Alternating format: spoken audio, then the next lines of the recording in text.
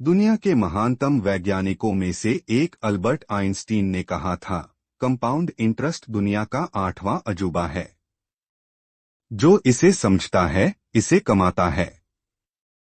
जो नहीं समझता, इसे भरता है। आप में से ज्यादातर लोगों ने स्कूल डेज में कंपाउंड इंटरेस्ट या चक्रवृद्धि ब्याज के बारे में पढ़ा होगा। सरल शब्दों में कहें तो ब्याज पर ब्याज मिलना ही चक्रवृद्धि ब्याज या कंपाउंड इंटरेस्ट है। यानी अगर किसी को उसके जमा किए हुए पैसे पी पर पहले साल ₹X इंटरेस्ट मिलता है, तो अगले साल उसे P प्लस ₹X पर इंटरेस्ट मिलेगा। फॉर एग्जाम्पल, अगर किसी ने 10% कंपाउंडेड एन्युअली की रेट से ₹100 जमा किए तो पहले साल तो उसे ₹100 पे ब्याज मिलेगा, जो कि ₹10 होगा। लेकिन अगले साल उसे ₹110 पर ब्याज मिलेगा, जो कि ₹11 होगा।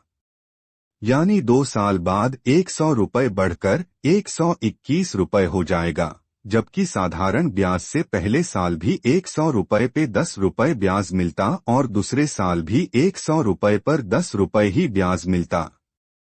और इस तरह से 2 साल बाद ₹100 बढ़कर ₹120 हो जाता। विच मीन्स कंपाउंड इंटरेस्ट के कारण ₹1 अधिक कमाई होती। शायद आप सोचें कि इसमें भला मैजिकल क्या है, बस ₹1 ही तो अधिक है। तो अब तैयार हो जाइए मैजिक देखने के लिए। आप बैंक में इस ₹100 की एफडी करके 30 साल के लिए भूल जाइए। सपोजिंग रेट ऑफ इंटरेस्ट 10% ही रहता है, तो जानते हैं 30 साल बाद वो अमाउंट कितना हो जाएगा? ₹1745, यानी आपके मूलधन का 17 गुना। क्यों है ना कमाल की बात? जबकि अगर बाकी चीजें वही रहे और चक्रवृद्धि की जगह साधारण ब्याज की दर लगे तो ये अमाउंट महज ₹400 हो पाता। बहुत से लोग शायद अभी भी इस अजूबे को अप्रिशिएट नहीं कर पा रहे होंगे, क्योंकि हम इंसान नंबर्स से कहीं ज्यादा कहानियों को समझते हैं। कोई बात नहीं, मैजिक ऑफ कंपाउंडिंग समझाने के लिए मैं आपको एक कहानी सुनाता हूँ। 3 दोस्त थे, अमित, ब्रिजेश और चंदन। तीनों साधारण परिवार से थे और एक साथ ही पढ़ते लिखते और खेलते कूदते थे। समय बीता और 25 साल का होते होते उनकी नौकरी लग गई। तीनों ने नौकरी शुरू की और हर महीने मिलने वाले पैसों से लाइफ एंजॉय करने लगे। लेकिन एक दिन अमित ने अपने दोस्तों से कहा, यार, पिताजी कह रहे थे कि हमें हर महीने अपनी सैलरी से कुछ पैसे बचाकर जमा करने चाहिए।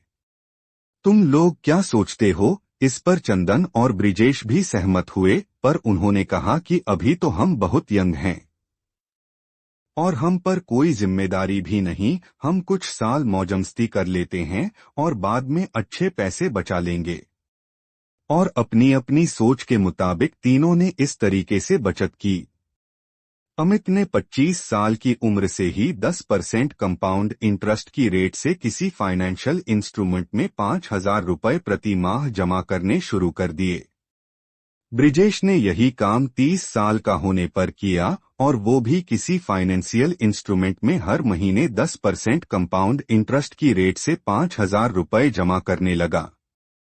जबकि चंदन ने शादी और बच्चे होने के बाद 35 साल की उम्र में पैसे बचाने शुरू किए, लेकिन चूंकि उसके दोस्त पहले से पैसे बचा रहे थे, इसलिए उनकी बराबरी करने के लिए उसने 10% कंपाउंड इंटरेस्ट की रेट से हर महीने किसी फाइनेंशियल इंस्ट्रूमेंट में ₹10,000 निवेश करना शुरू कर दिया। अब अंदाजा लगाइए कि जब 60 साल की उम्र में वे रिटायर होंगे तो सिर्फ इस एक इन्वेस्टमेंट की वजह से किसके पास कितने पैसे होंगे? जवाब है, अमित के पास करीब 1,70,00,000, ब्रिजेश के पास करीब 1,03,00,000 और चंदन के पास करीब 1,23,00,000।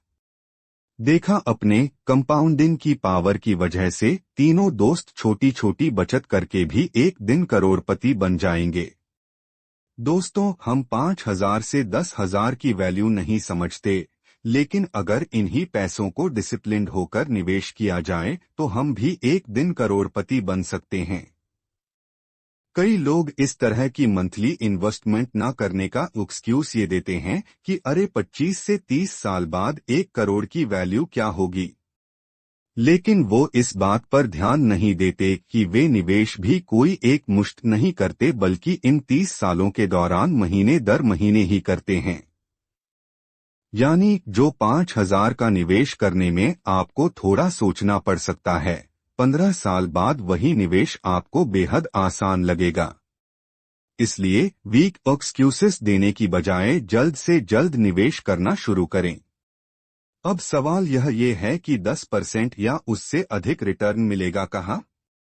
दोस्तों, मैंने इन एग्जाम्पल्स में 10% इंटरेस्ट रेट की बात की है, जो अब कन्वेंशनल फाइनेंशियल इंस्ट्रूमेंट्स जैसे कि बैंक एफडी, आरडी में मिलना संभव नहीं है।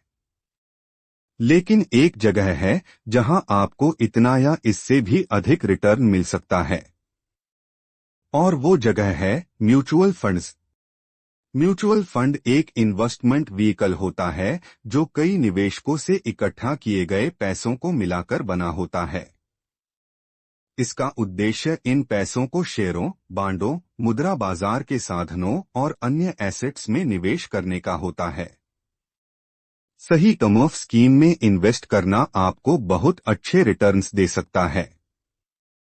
परंतु दोस्तों, म्यूचुअल फंड्स से मिलने वाले रिटर्न गारंटीड नहीं होते और मार्केट की परफॉर्मेंस पर डिपेंड करते हैं।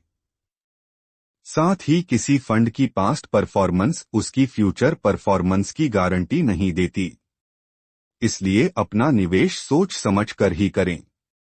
तो आज के लिए इतना ही, मिलते हैं अगले वीडियो